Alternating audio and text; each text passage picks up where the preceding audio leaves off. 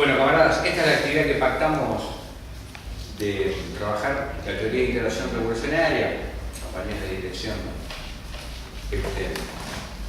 que es conocer esta elaboración teórica del Freedom Socialist Party, que cuando fuimos con Mercedes a México, la compañía nos dieron este libro en inglés. Entonces, bueno, fue cuestión de leerlo, traducirlo y hoy poder explicarlo aquí para que nosotros conozcamos qué es esta teoría, para conocer más en profundidad al Freedom Socialist Party, que por supuesto no lo vamos a conocer solamente por esta teoría, sino por los viajes que hagamos y todo, ¿no? Pero esto tiene importancia y ojo, que con esto se va a abrir un debate, cuando lo conozcamos, muy importante entre nosotros. Los morenistas en general conocemos poco de Estados Unidos. Hemos discutido poco de Estados Unidos y se van a dar cuenta ahora, cuando veamos todo lo que vamos a ver, cuánto nos falta trabajar y conocer y comprender y discutir sobre este tema. Pero bueno, vamos a empezar con la presentación de lo que dice este libro y después, por supuesto, opinaremos todos sobre lo que plantea el Freedom y el debate que hubo en la izquierda mundial y hay todavía sobre esta cuestión. El libro está escrito por estos dos compañeros, Richard Brazier y Tom Booth, y el centro del análisis del libro y el debate y la discusión es la lucha del movimiento de los derechos civiles en los 50, los 60, que es el punto más alto, y los 70, que es el final de la lucha. Y nos va a permitir no solamente hacer un balance de esa lucha y todos los debates teórico-políticos que se abrieron alrededor de esa lucha, cuyo centro es la lucha de los negros, o como se dice en Estados Unidos, de los afroamericanos, sino que también nos va a permitir entender por qué el Freedom rompió con el SWP. Acá, en la década del 60, nace el Freedom. El Freedom no existía en ese momento, existía así el Socialist Worker Party, pero a partir de la discusión de esta cuestión se produce la ruptura. La regional Seattle presenta un documento, ahora vamos a ver esa discusión, y a partir de ahí nace el Freedom. Bueno, para entender la discusión que se viene, vamos a entender un poco cómo surge el régimen de segregación racial en los Estados Unidos. ¿Sí? La lucha por los derechos civiles tuvo un centro, que fue luchar contra la segregación racial. Entonces, para entender esa lucha tenemos que entender cómo nació, cómo surgió la segregación racial en el país. Entonces, primero, entender que hubo una guerra civil en los Estados Unidos que fue entre 1861 y 1865, donde se enfrentaron dos países. Este país, la Confederación de los Estados Unidos, versus la Unión, dos países capitalistas. Este país se separó de Estados Unidos, por eso se le llamó la Guerra de Secesión, gobernados por dos burguesías, pero la diferencia es que esta burguesía es una burguesía industrial que explota a una naciente clase obrera, y esta es una burguesía manufacturera que explota a 4 millones de negros esclavos. Son dos países capitalistas, pero las formas de acumulación dominantes, acá es la industria, acá es la manufactura. La burguesía que venía dominando el país era la del sur, que tenía como epicentro el estado de Virginia. Los 4 primeros presidentes de Estados Unidos son de Virginia, entre ellos George Washington, el padre de la patria. Y esta burguesía, la más poderosa en esa época, cuando se independiza de Inglaterra y hace la primera revolución norteamericana, que es la independencia de Inglaterra, es la que lidera esa revolución, la que lidera el país, pero esta, como la industria pasa a superar a la manufactura, forma de acumulación capitalista, se va convirtiendo en la burguesía más poderosa, le disputa el poder a esta, e inevitablemente en algún momento iba a haber un choque entre ambas clases, sectores de clase, y a ver quién manejaba el país. El pronóstico de todo el mundo es gana el norte por paliza. El desarrollo industrial y económico del norte es muy superior desde todo punto de vista. Y lo que pronosticaba la mayoría era un triunfo fácil del norte rápido. Sin embargo, las cosas no se van a dar así. Acá tenemos los dos países, la Confederación, que está en el sur, y la Unión, que está en el norte. Esta es la guerra civil de los Estados Unidos, o la llamada guerra de secesión. ¿Qué es lo que dispara la guerra? Lo que dispara la guerra es el triunfo electoral de Abraham Lincoln. Contra todo lo que nosotros vemos hoy de Estados Unidos, primero quiero aclarar, Estados Unidos tiene dos partidos, demócrata y republicano. En general, todos vemos hoy que el Partido Demócrata es como el partido más progre, el que vota a la clase obrera, el que siguen los jóvenes, etcétera, etcétera, etcétera. El republicano es más de derecha. En esa época era exactamente al revés. El partido demócrata gobernaba eran los racistas del sur y los republicanos, los representantes de la burguesía industrial del norte. Es decir, el partido que encabeza la lucha contra esta burguesía racista del sur es el Partido Republicano.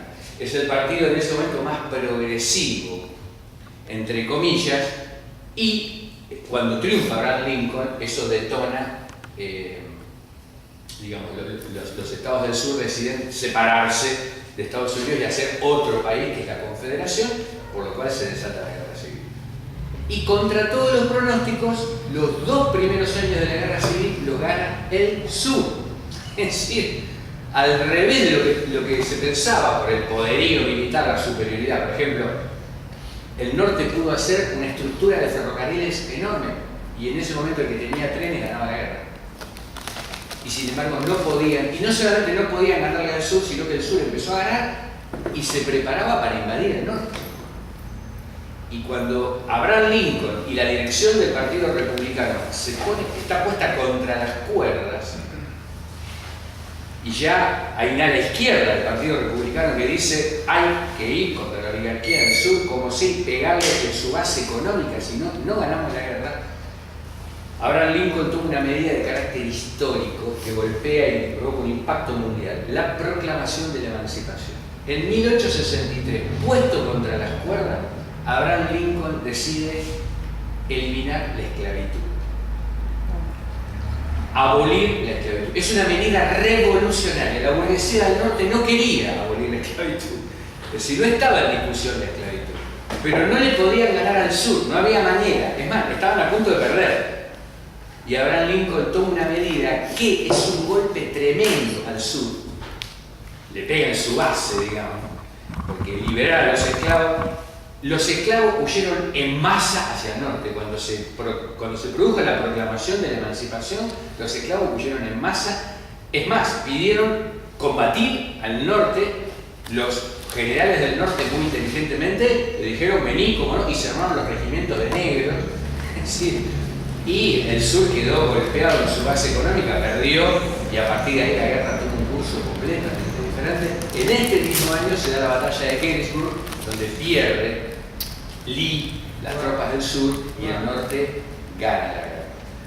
Van a ser 2 años más que continúa la guerra, pero ya es una lenta agonía del ejército confederado, que lo van arrinconando hasta que al final se rinde en 1865. Y ojo, la rendición, porque la proclamación de la emancipación cambia el curso de la guerra por otra razón. Hasta antes de la proclamación de la emancipación eran dos burguesías que disputaban quién manejaba, pero a partir de la proclamación de la emancipación, donde está este ejército el negro es esclavo, pero donde está este ejército el negro es libre. Entonces este se transforma en un ejército de liberación nacional, de liberación racial. Donde entra este ejército los negros son liberados. Entonces cambia el curso de la guerra. Este es un ejército que empieza a liberar negros. Y esto es lo que siempre decimos, es lo político lo que define la guerra, no es solamente la cuestión militar. Esta decisión de Abraham Lincoln de abolir la esclavitud definió quién ganaba la guerra y definió, y la burguesía norteamericana llevó una tarea que en ese momento llevaban adelante las burguesías, que es la unidad nacional. Acá fueron unitarios y federales, se da la unidad nacional de Alemania, la unidad nacional de Italia, todos los países, y se da la unidad nacional de Estados Unidos, que estaba dividido. Es un triunfo tremendo, tan tremendo que Carlos Marx, que está vivo en ese momento, le envía una carta a Abraham Lincoln de felicitación. Marx y Engels, diciendo: señor Lincoln, lo felicitamos por su triunfo contra esa oligarquía racista asquerosa, solamente reconocida por dos países, Inglaterra y el Vaticano. Reconocieron a la Confederación como país. El triunfo de esta oligarquía racista, bla, bla, bla, bla, es, para Marx, en su carta, el comienzo de la Revolución Obrera. Y cómo tenía razón Marx y Engels, que se abre a partir del triunfo revolucionario del norte sobre el sur, que es la segunda revolución norteamericana. La primera es la independencia nacional de Inglaterra. Esta es la segunda revolución. Es tan tremendo el triunfo que se abre un periodo en Estados Unidos que se llama el periodo de la reconstrucción. Un periodo tremendo de ascenso del movimiento de masas en el norte, en el sur, y de medidas que se toman, que son históricas para la época. Se coloca la 13 enmienda de la Constitución de los Estados Unidos, que es la abolición de la esclavitud. La 14 enmienda extiende las protecciones legales federales a todos los ciudadanos independientemente de su raza. Y el ejército del norte ocupa los estados del sur para garantizar que no haya más esclavitud. Y la 15 es la abolición de las restricciones para que el negro pueda votar. Porque el negro no tenía ningún derecho, tampoco al voto. Ojo, miren este dato: se le da el voto a los negros, pero no a las mujeres. Votan hombres negros y hombres blancos. Las mujeres todavía no. Sin embargo, para la época, es un pedazo de revolución como una casa. Y se produce un tremendo ascenso. El periodo de la reconstrucción es muy conocido entre los norteamericanos. Son solamente 12 años duran. Y se produce un tremendo ascenso. Obrero en el norte, en esta época la clase obrera norteamericana es esencialmente anarquista y socialista. Y en este momento se produce la gran insurrección de Haymarket, donde mueren los mártires de Chicago. Acá nace el 1 de mayo, en esta época. Y en esta época también, en el sur, los negros libertos reclaman la reforma agraria, que se le entreguen las tierras, que se termine la oligarquía racista del sur con sus grandes extensiones de tierra, y el norte le promete a los negros del sur 2 mulas y 14 acres. Esa es la medida que se reclama, es decir, un periodo de tremendo ascenso. Tan grande es el ascenso en el norte y en el sur, que destapa esta revolución, que la burguesía, tanto del norte como del sur, dice: la tenemos que frenar. Esto no, si seguimos así, se nos va a la mierda, se nos viene la revolución. Y en el año 1877, ambas burguesías, la del norte y la del sur, hacen un pacto para cerrar esta etapa revolucionaria, que es... perdón, antes de un pequeño detalle. La burguesía del sur, derrotada, la sudista, la oligarquía sudista del sur, pasa a la clandestinidad y conforma el Ku Klux Klan. Conforma varios ejércitos terroristas, racistas, pero este es el más importante. Está conformado por alcaldes, jueces, gobernadores, empresarios, abogados, etcétera, etcétera. Y durante el día son caballeros magníficos que te saludan, y a la noche se ponen la capucha y salen a asesinar, torturar, matar, secuestrar, aterrorizar negros. Este abrazo paramilitar que funciona nace en la derrota, o sea, los elementos del ejército del sur se organizan en la clandestinidad y empiezan a reclutar toda clase de gente, entre ellos elementos lumpen, islámicos, ¿no? Ahí es donde nace el Ku Klux Klan. El norte, para pactar, le pide al sur que el Ku Klux Klan deje de funcionar, porque si no, no pueden retirar el ejército. Entonces se produce lo que se llama el compromiso del 1877, que es la traición del Partido Republicano, que es el partido que encabezó la revolución. El partido de Abraham Lincoln, dicho sea de paso, Abraham Lincoln primero es asesinado. Al estilo norteamericano, para descabezar una revolución arranco por matar al presidente, digamos, ¿no? Matan a Lincoln y atrás de esto viene la entrega. Ulysses Grant, que es el general que dirige el ejército del norte, pacta con el sur. Los demócratas recuperan el control de la Cámara de Representantes y luego, para 1877, por eso es el compromiso, se retira el ejército y la oligarquía del sur retoma el poder. O sea, la oligarquía sudista otra vez vuelve a hacerse cargo. Se le perdonan las deudas de guerra, se le da una amnistía, se los saca de la cárcel a muchos de ellos, se le restituyen todos los poderes y la oligarquía con todos los poderes restituidos, se hace un cogobierno entre el Partido Demócrata y Republicano. Esto es una tremenda traición a la revolución norteamericana, a la segunda revolución que hace el Partido Republicano y le permite al Partido Demócrata y a los racistas del sur volver al poder. Al retirarse el ejército del norte con el compromiso de 1877, los negros quedan a merced de los racistas y se empieza una ofensiva de la oligarquía racista contra los negros para imponer, quitarle todos los derechos. No vuelven los negros a la esclavitud, pero se establece un régimen racista brutal, que es el régimen de segregación racial, y empiezan las escenas de este tipo. Los negros tienen lugares para negros, los blancos para blancos.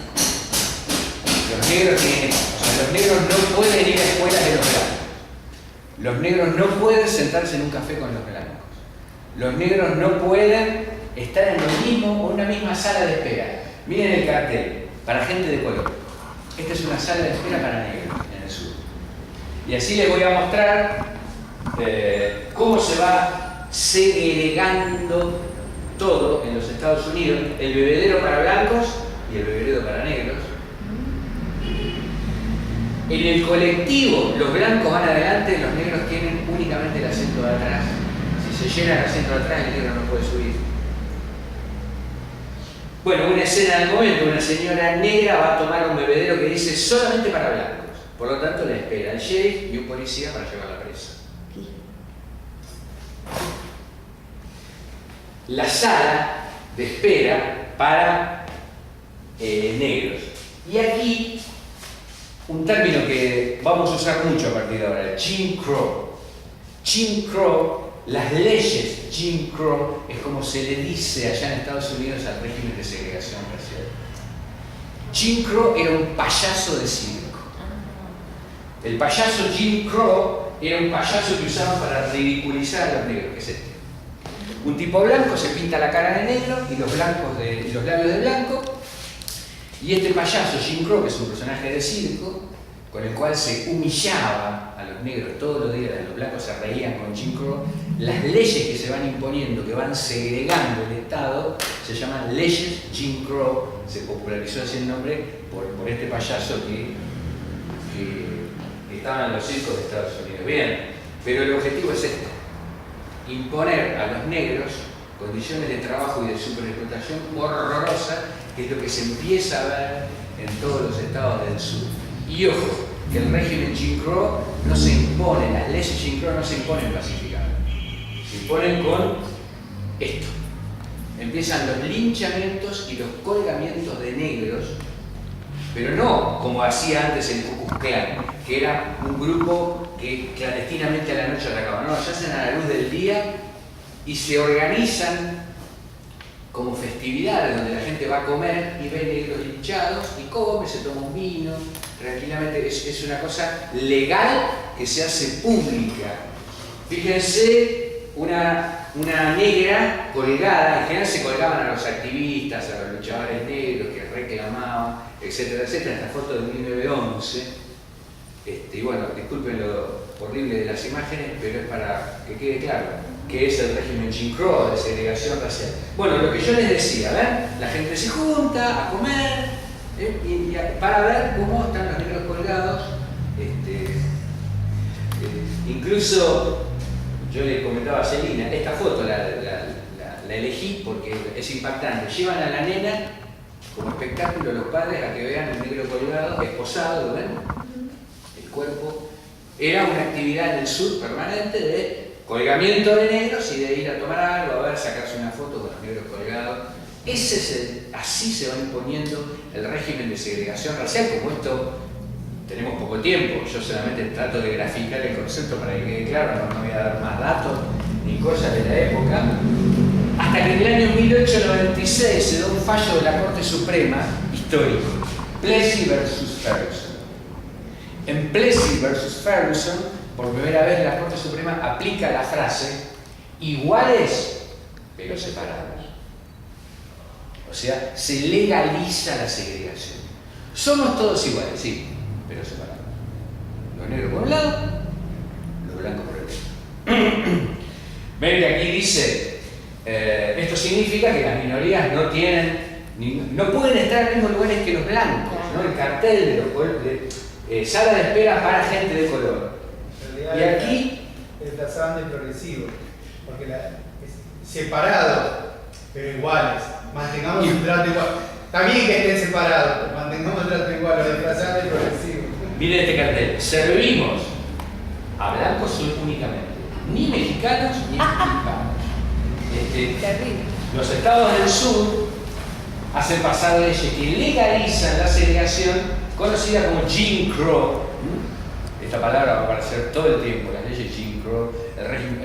De hecho, se va imponiendo un sistema político en el sur de los Estados Unidos con represión, con asesinatos, con la legalización de... y un poco el mapa de los Estados Unidos queda así, es decir, esto ya estamos en teoría de la integración revolucionaria. Y este es un elemento que aportan los compañeros del Freedom. Interesante, que es discutir qué estados son estos, que son los que están coloreados de este color, que es más o menos lo que era la Confederación. Pero hay una discusión que meten los compañeros del Freedom. ¿Cómo definimos estos estados? Porque Estados Unidos se lo define como una democracia burguesa. Sí. ¿Cómo llamamos a estos estados Jim Crow o estados donde está la segregación racial? Los compañeros hacen una definición que va a abrir el debate entre nosotros. Estado policial. Yo después incluso hasta les mando a ustedes el intercambio de mails con Stephen que tuve para discutir este tema, digamos, ¿no? Porque no es un término usual entre nosotros la palabra Estado policial. Vamos a ver primero el contenido, después discutamos el nombre. Ellos dicen, hay varios niveles de combinación de dictadura policial y militar que existen entre la democracia burguesa y el fascismo. Hay varios niveles, dicen ellos. El Estado policial es un nivel.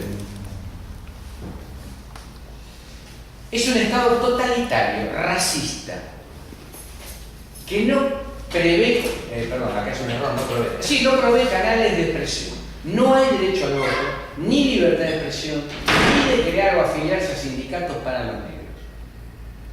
No hay derecho a nada. Son negros, no tenés derecho a nada. Ni libertad de expresión. Segregación racial total. O sea, sos negro, este baño es para vos, este es para vos, este colectivo es para vos. Hasta los barrios se segregan. Todo. Y no tenés ningún derecho a nada. Cuarto, Truman Nelson. Miren cómo define Truman Nelson la psicología del negro. Cómo vive el negro la cotidianeidad de vivir en un estado policial. Dice, los negros reconocen el gobierno municipal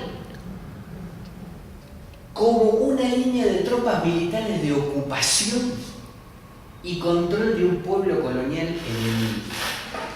Es decir, es como lo vería a un pueblo colonial que ha sido invadido por un ejército extranjero. Así ve el negro, así vive el negro en el estado policial. Bueno, acá tenemos una discusión grande con una casa. No era una democracia burguesa Estados Unidos. Entonces es muy interesante este elemento que introduce el Friedman, porque más allá de la discusión, yo le pregunté a Stephen qué quería decir Estado policial.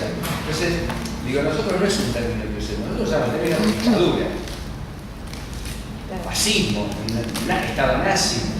Entonces él me dice, mirá, como tenemos experiencias diferentes, está bueno esto como me plantea. Me dice, nosotros usamos este término, Estado policial, pero discutamos, está bueno. Yo incluso le pregunté a Stephen, y lo tiro acá para... ¿A qué se parece esto? ¿Hay alguna diferencia con Israel? Donde se segrega por la raza, se le quitan derechos. ¿Qué diferencia hay entre esto y el Estado Boer sudafricano? Digamos, ¿no? Hablemos de Estado reaccionario, totalitario, racista, digamos. ¿Se acuerdan que Moreno decía que Israel estaba nazi? Sí. Bueno, esto está ahí dando vuelta, ¿no? Ellos dicen en su definición, la única diferencia entre este Estado y un Estado nazi es el apoyo masivo de la clase media. El apoyo masivo de la clase media. Si la clase media acá no apoya masivamente, o sea, la clase media acá no hace acciones de terror sobre los negros. Como si en el Estado nazi un sector importante de la clase media que salía a matar judíos. Acá no hay eso. Pero, a mi alegría. O sea, miren el tipo de Estado, es decir, incluso el Friedman dice, después lo vamos a ver, la definición de Estados Unidos, dice, el Estado imperialista norteamericano como un todo necesita la dictadura, el Estado potencial del sur para que funcione la democracia burguesa. Es decir, son complementarios.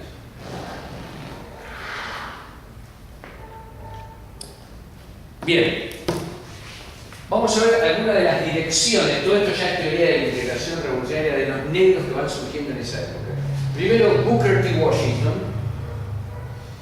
Booker T. Washington es un dirigente negro que dice, yo voy a hacer una grosera síntesis, ¿no? Más o menos lo siguiente, bueno, los blancos tienen razón, los negros somos inferiores, hay que aceptar la segregación. Los negros lo que tenemos que hacer es educarnos mejor para tener una mejor ubicación en la sociedad. Por supuesto, Booker T. Washington es un dirigente negro que es apoyado por los grandes monopolios, la Ford, General Motors, Morgan, lo apoyan, le dan plata para que él expanda esta teoría. Pero frente a Booker T. Washington surge otro dirigente negro que es Webb Du Bois. Webb Du Bois, ¿qué dice? No aceptamos la segregación racial. Hay que enfrentar la segregación racial, derrotar la segregación racial. Los negros no somos inferiores, tenemos que luchar contra el régimen Jim Crow. Y él lanza el Comité por la Mejora de los Derechos del Negro, tiene este nombre, NAACP, fíjense la foto de la época. Negros, no, niggers, no, negros. Nigger es una palabra que, mala palabra, digamos, se vuelve como negro de mierda, digamos. Pero sí, usa la palabra negro, que después ya se va a eliminar por completo, pero en ese momento todavía se usa. Y es sí, bueno, esta corriente política, ¿qué es lo que plantea? Que la lucha por los derechos del negro es crear la moralidad legal. Estos son los que agarran, se suben a un tren que es de blanco para que los metan preso, entonces el preso va, entonces se presentan los abogados y dicen, vamos, es inconstitucional que esto, que no lo pueden ver, porque la Constitución dice que son todas batallas legales largas, ¿no? Que se van dando. Bueno, es el método de esta corriente. Y son las corrientes que se van desarrollando en Estados Unidos frente al régimen de segregación racial que está instituido y que ya funciona como estados policiales organizados. hasta que se produce un latigazo que conmueve el mundo, que es la Revolución Rusa. La Revolución Rusa, todos sabemos, tuvo un impacto global, hizo que millones de obreros se hicieran comunistas, simpatizaran sectores de masas, no solamente obreros, campesinos, todos los oprimidos del mundo, y los negros no podían ser una excepción.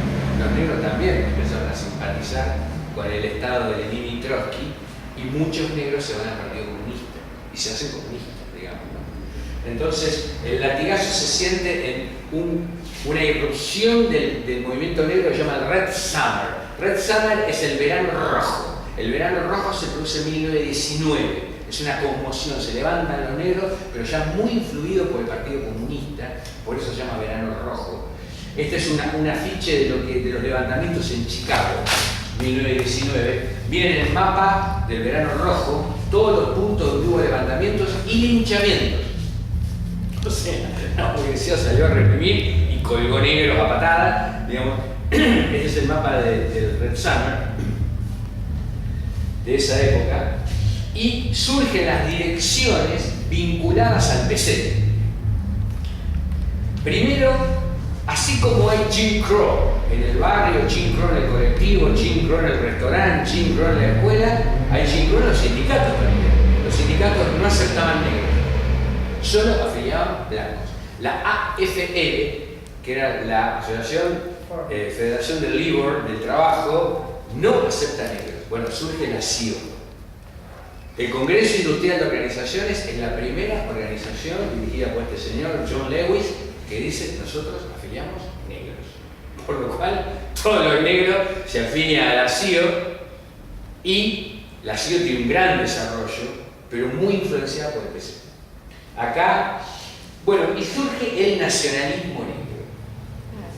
El nacionalismo negro, ¿qué es? Los negros que dicen: nosotros tenemos que ser un propio país, o lo fundamos el país acá, o nos vamos todos para África.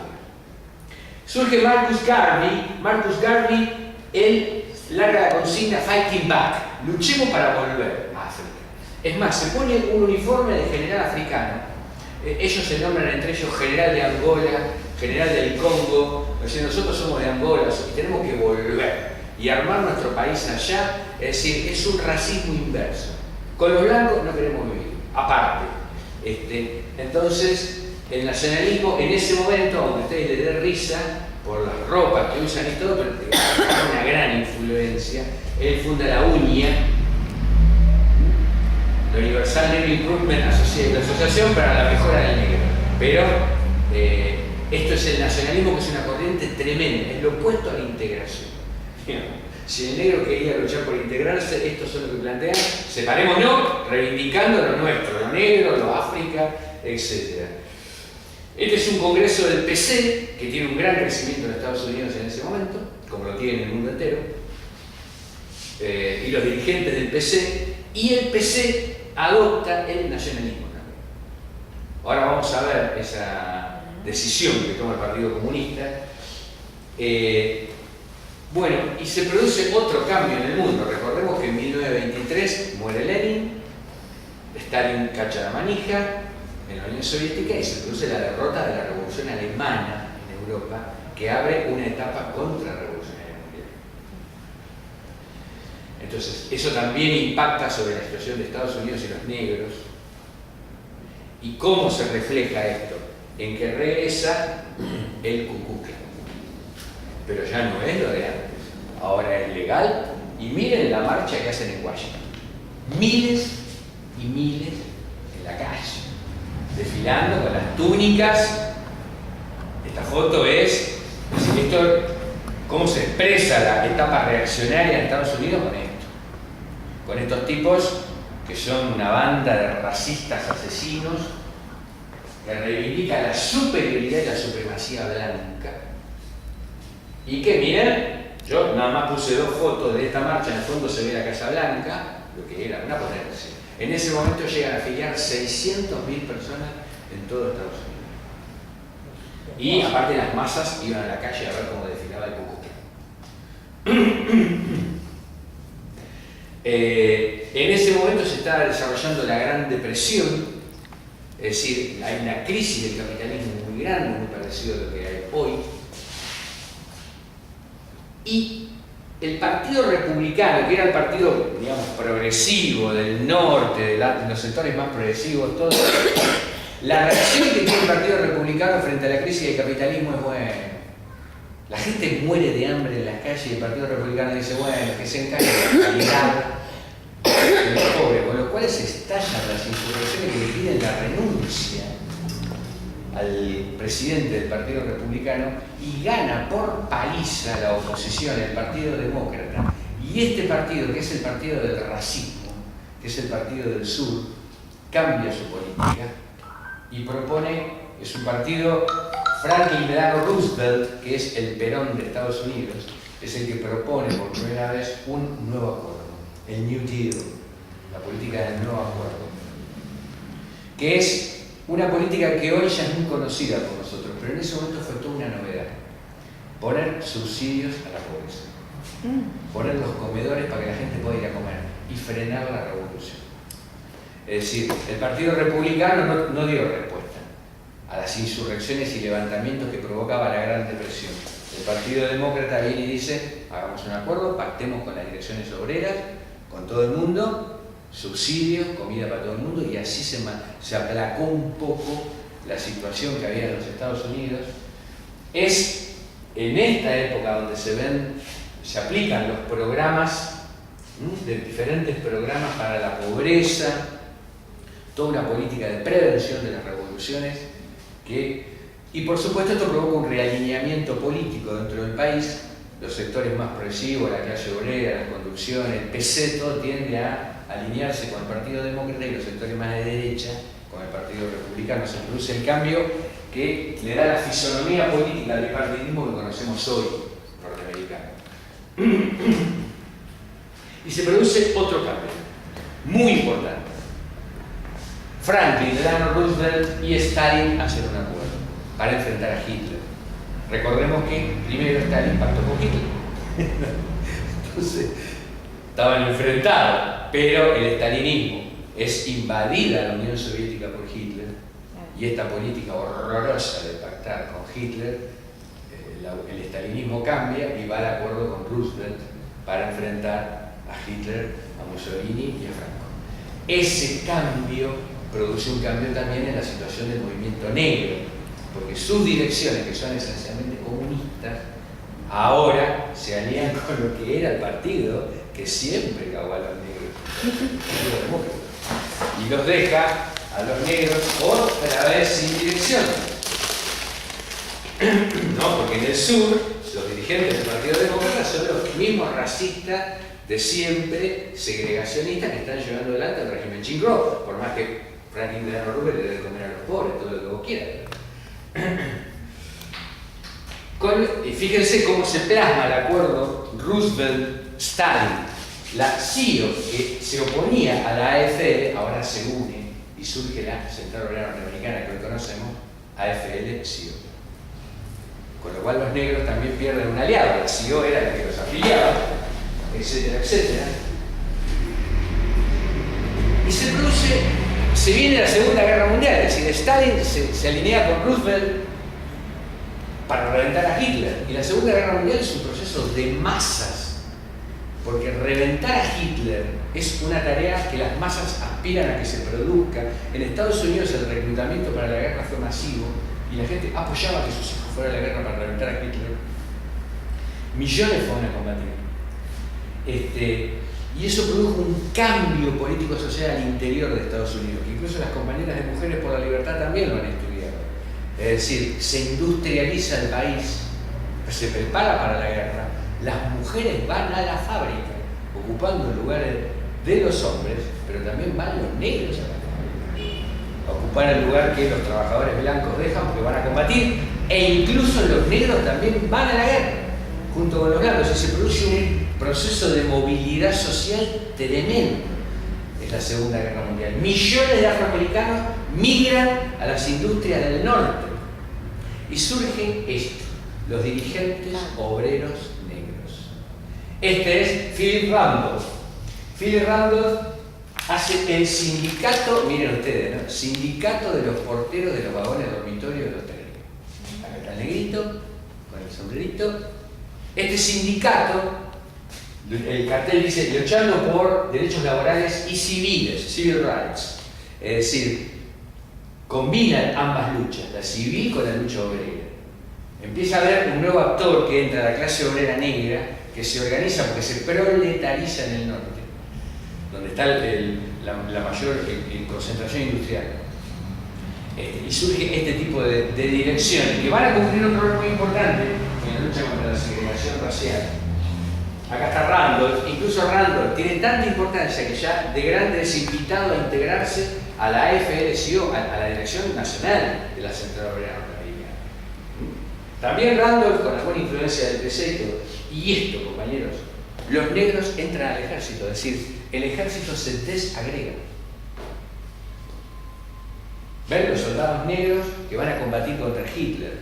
Esto va a tener una profunda repercusión política, porque estos negros después vuelven y reclaman: si tuve igualdad en el ejército, si estuve codo a codo con los blancos peleando al frente, ¿por qué después en el país no puedo tener igualdad y estar codo a codo con los blancos? Esto es otro cambio, así como fue un cambio muy profundo de lo que sucedió con las mujeres en la Segunda Guerra Mundial, también es un cambio muy profundo de lo que sucedió con los negros. Acá estamos analizando esta cuestión, es lo que plantea la teoría de la integración revolucionaria. Claro, el regreso de las tropas de allá, triunfantes, el triunfo de la caída de... le tengo que poner, empezamos a esperar una hora. Ojalá me voy, gracias, me voy a esperar una hora.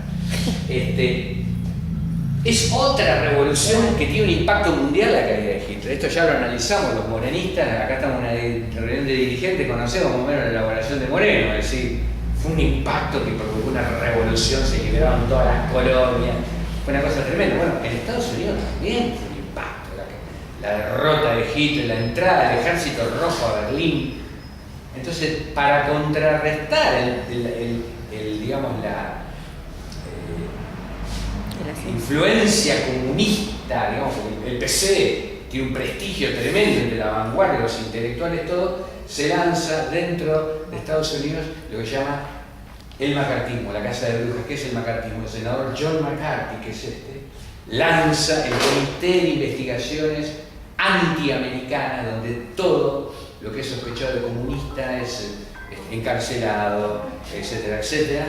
Lo que se llama el macartismo, que inspiró esta etapa, lo que llamó la obra La Bruja de Salem, que fue escrita por Arthur Miller, justamente como una protesta contra el macartismo, la persecución de la casa de brujas. Y el libro El Talón de Aquiles, ¿no? El Talón de Hierro.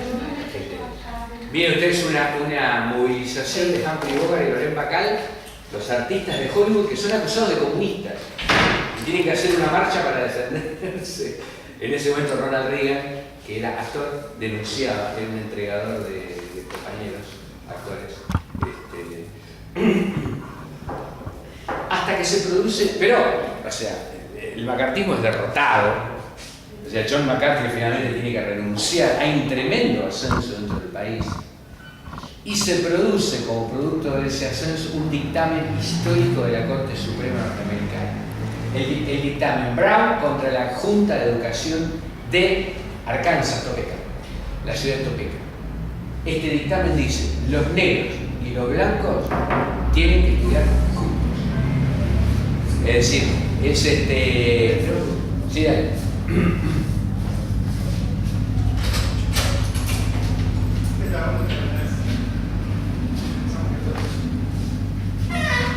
¿Cómo anda, compañera? Este fallo es la liquidación de, ¿se acuerdan? Plessy versus Ferguson, separados, pero iguales, pero separados. Bueno, acá se liquida la segregación racial. Es decir, esto senta el precedente que después todos los negros empiezan a agarrar de este fallo para decir: podemos nosotros tener los mismos derechos que los blancos de todos lados. Primero se había desagregado el ejército. Cuando vuelven las tropas, Eisenhower, que es el presidente de Estados Unidos, tiene que sacar un decreto de que los soldados negros tienen los mismos derechos que los soldados. O sea, no hay Jim Crow en el ejército. Pero Cuando se produce el dictamen en el 54, estamos en la década del 50 acá, ya estamos entrando en el periodo crítico de la lucha contra el régimen de segregación racial.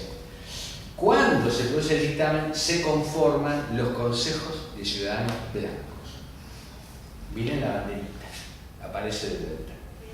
Los consejos de ciudadanos blancos son fachos, fascistas, que se organizan, gobernadores, intendentes, alcaldes, jefes de policía, abogados, todo, y reclutan blancos para oponerse a que se elimine la segregación racial.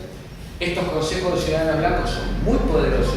Puede ocurrir, estos consejos de ciudadanos blancos plantean que no van a utilizar la violencia para reafirmar la segregación racial, cosa que es falsa, porque se terminan aliando con el Ku Klux Klan. Entonces, en el Estado policial del sur hay un poder nuevo que surge, esta institución muy reaccionaria, que en ese momento afilia casi la misma cantidad que el Ku Klux Klan, casi 600.000 personas, que aportan, blancos que aportan todos los días para un... Esta gente, por ejemplo, si vos sos un negro que está protestando por tus derechos, al otro día estás en una lista y te echan del trabajo. Chao. El Consejo de Ciudadanos Blancos se encarga de investigar, etcétera, etcétera. En un momento dado el libro dice, este es el verdadero poder en esos estados. Ni siquiera el gobernador, el Consejo de Ciudadanos Blancos y el Ku Klux Klan. Acá hay una reunión del Consejo de Ciudadanos Blancos, miren la fecha, 1966, dice el tema de discusión en español, ¿cómo vamos a educar a nuestros niños? O sea, horrorizados porque ¿cómo se van a juntar nuestros niños blancos con los negros? ¿No? Bueno, y surge un nuevo tipo de dirección de la lucha de los negros. Es decir, los negros traicionados por el PC, por el PS, por todas las direcciones. ¿Dónde se refugian para enfrentar la segregación racial? En las iglesias. Van y en las iglesias le piden a sus pastores que hagan algo. Porque los están matando, no le dan ningún derecho, los echan de todos lados, etcétera, etcétera.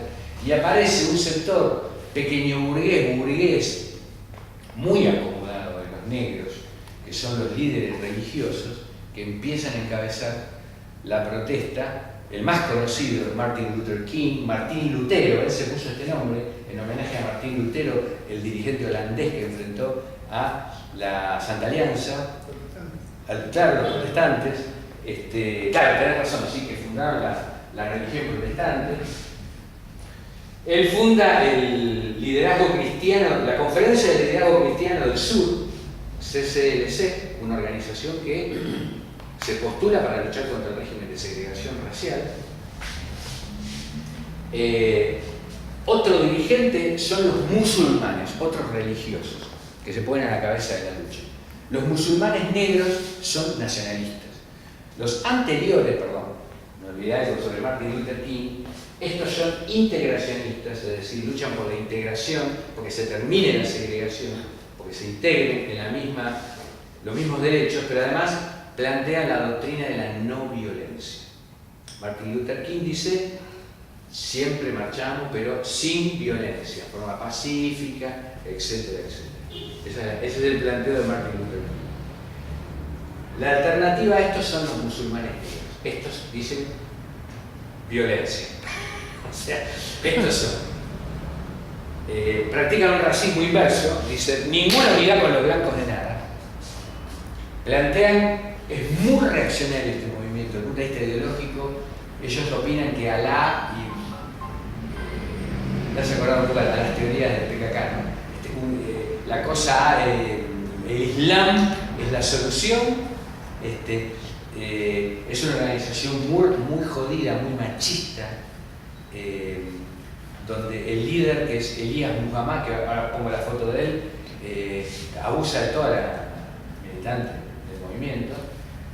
Y Malcolm X es un expresidiario que se incorpora, es un dirigente que alcanza notoriedad nacional, porque él da la frase que es conocida por todos los medios necesarios. O sea, si hay que matar, se acaba. Bueno, acá Malcolm X con Cassius Clay, ellos captan al deportista más grande de la historia. que es el boxeador negro Cassius Clay. Cassius Clay, por afiliarse a los musulmanes negros, le suspenden el título. Es más, Cassius Clay se opone a ir a Vietnam. Bueno, los compañeros que son más grandes conocen la historia. Y acá está Elijah Muhammad, que es el dirigente de los musulmanes negros, un tipo. Es tan jodido que Khomeini termina rompiendo con los musulmanes negros. Ahora vamos a analizar esa parte dramática de la historia, a medida que se va desarrollando todo el proceso de lucha, cómo estas direcciones se van poniendo, ¿no? Surge también el Comité Coordinador de los Estudiantes por la No Violencia. Y es una gran organización de masas en Estados Unidos. Organiza millones de estudiantes. Los estudiantes salen a luchar con la doctrina de Martin Luther King en unidad